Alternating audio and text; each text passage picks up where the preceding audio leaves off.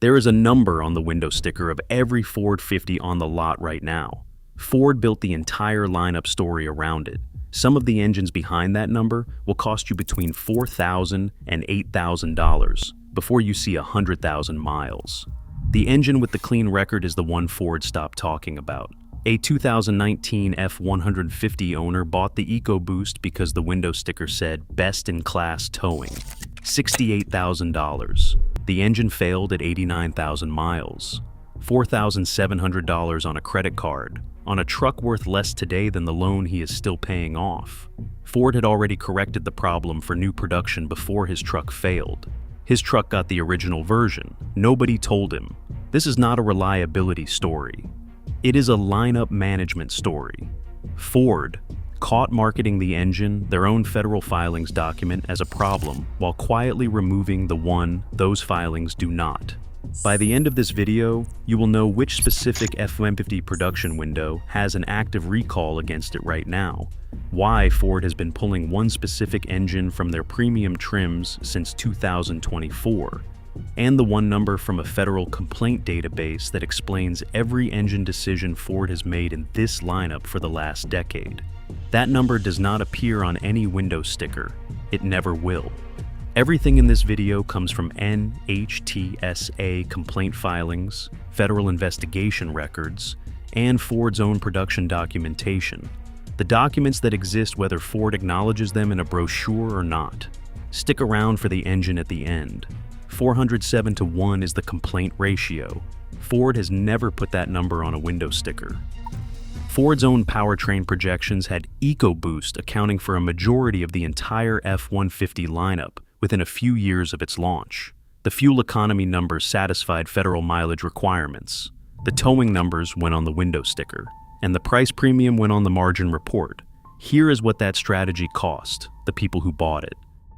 The first generation 3.5-liter V6 ran from 2011 through 2016. Here is what Ford did not put on the window sticker alongside the towing numbers. The charge air cooler on this engine, think of it like a radiator sitting in front of the engine that cools the compressed air before it enters the cylinders. Accumulated moisture in humid conditions and caused the engine to cut power without warning. Not a sputter, a cut. NHTSA received 95 complaints and opened investigation PE 13018 into approximately 400,000 trucks in May of 2013. Ford issued a technical service bulletin, TSB 1381, covering a software update to the powertrain control module, a deflector plate on the charge air cooler, and in some cases a catalytic converter replacement. The investigation closed without a recall. That is the first time you see the pattern. Complaint volume rises. Ford issues a bulletin with multiple steps, calls it resolved, and moves on. The timing chain on this engine, the chain that keeps everything internally synchronized, like the second hand on a clock that everything else depends on, stretched under normal use. Cam phaser wear accumulated. Cam phasers are the mechanisms that adjust that timing chain in real time. When they wear, the entire timing system eventually has to come out. Ford documented that wear. They carried it into the next generation without a hardware fix. The cam phaser documentation existed before most of these trucks hit 50,000 miles.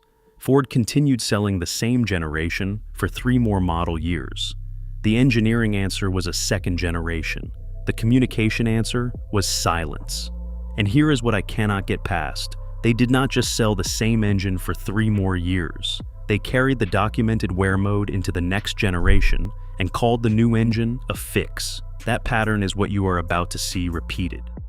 The second generation 3.5-liter EcoBoost arrived in 2017 with port injection added alongside direct injection. Picture 2 fuel delivery systems working together instead of one, which solved the carbon buildup problem.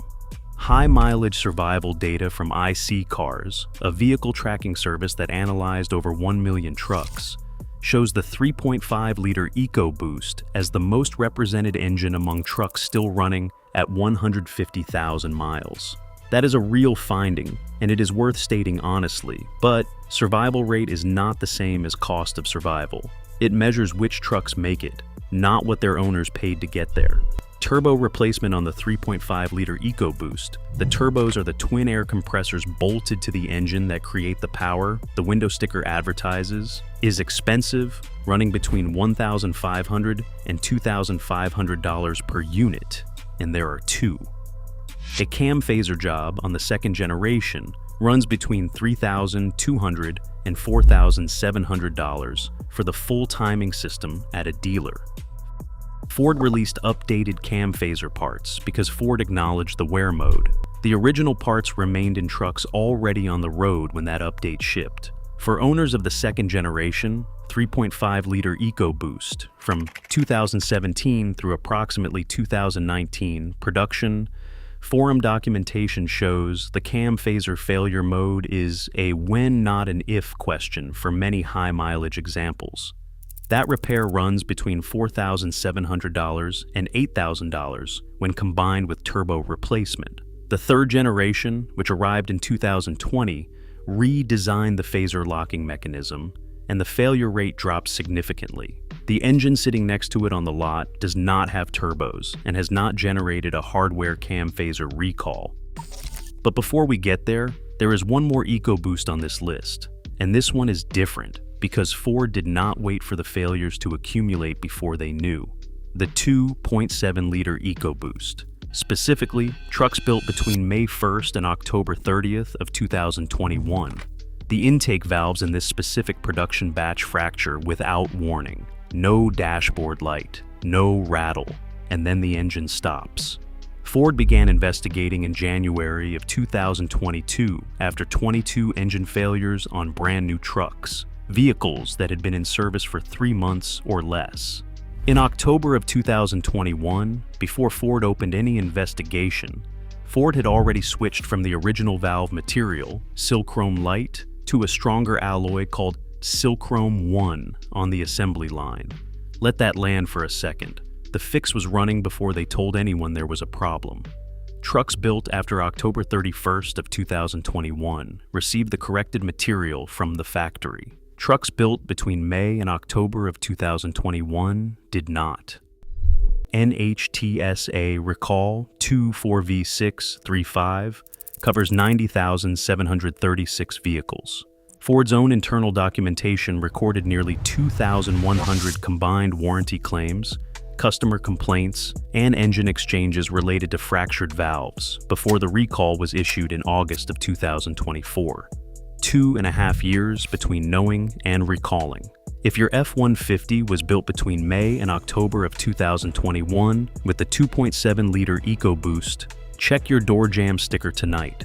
Then run your vehicle identification number at NHTSA.gov for recall 24V635. If the recall shows open, the repair is at no cost to you. The 2.7 story gets treated as a supplier defect that slipped through quality control. I think that is the wrong frame. Ford had already run the corrected material on the assembly line before they told a single owner the original material existed in their truck. That is not a defect story. That is a sequence of decisions with dates attached. And those dates are not ambiguous. If this is the first time you are hearing that, subscribe, because the engine at the end of this video makes everything I just showed you more damning, not less. Not a different engine. A revised version of the same one. 3 EcoBoost engines, 3 documented failure patterns, and at every point Ford's answer was a new EcoBoost. There is one F-150 engine that has never required a turbo replacement because it does not have turbos. One engine that has not required a hardware recall for cam phaser failure. The EcoBoost's cam phaser failure mode is documented in federal records and required a hardware parts update. Ford released for new production, while existing owners kept the original components.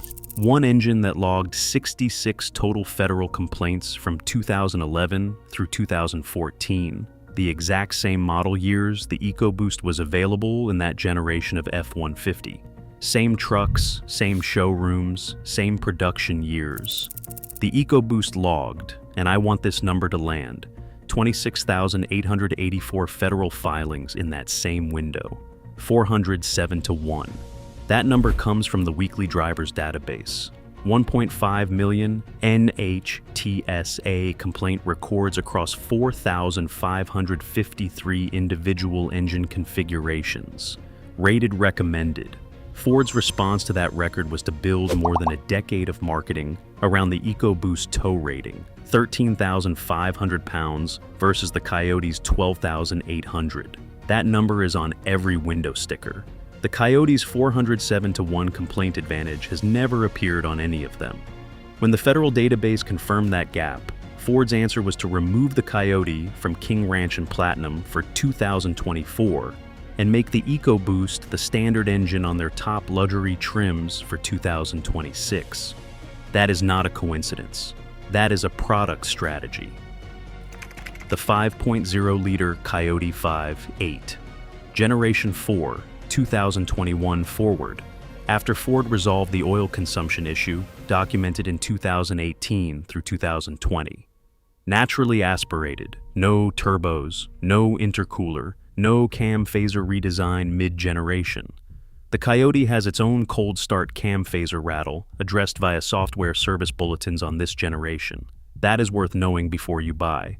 But it has not generated a hardware recall or the repair cost history the EcoBoost has documented, rated recommended in the federal database that Ford has never once cited in a brochure. Here is what to do with this information today.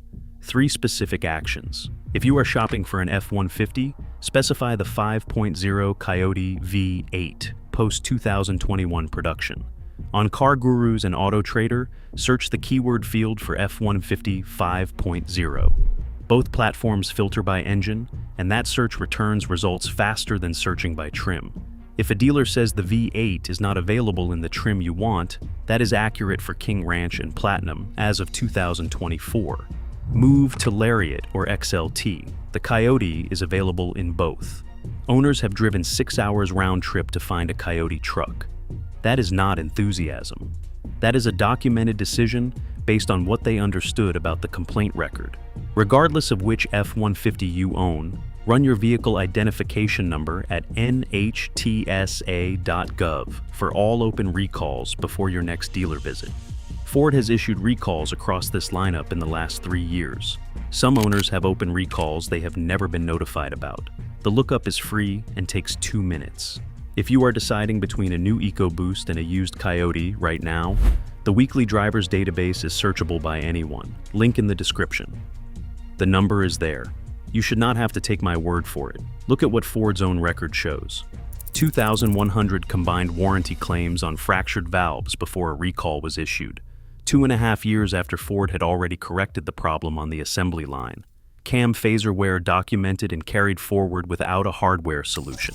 The Coyote's complaint record is 407 times lower than the EcoBoost engine on every window sticker. These are not 3 separate quality problems. They are 3 products of the same decision. Acknowledge the failure internally, correct it quietly for new production, issue a bulletin or a recall when the volume forces it, and let the owners who got the earlier version find out on their own. The Coyote did not fit that pattern.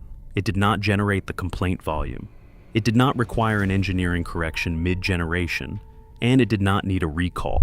Ford removed it from their top 2 luxury trims in 2024 and has not reversed that decision. If this video found you before you signed paperwork on an EcoBoost, or before a dealer told you the V8 wasn't available in the trim you wanted, that is exactly what this channel is here for. Subscribe.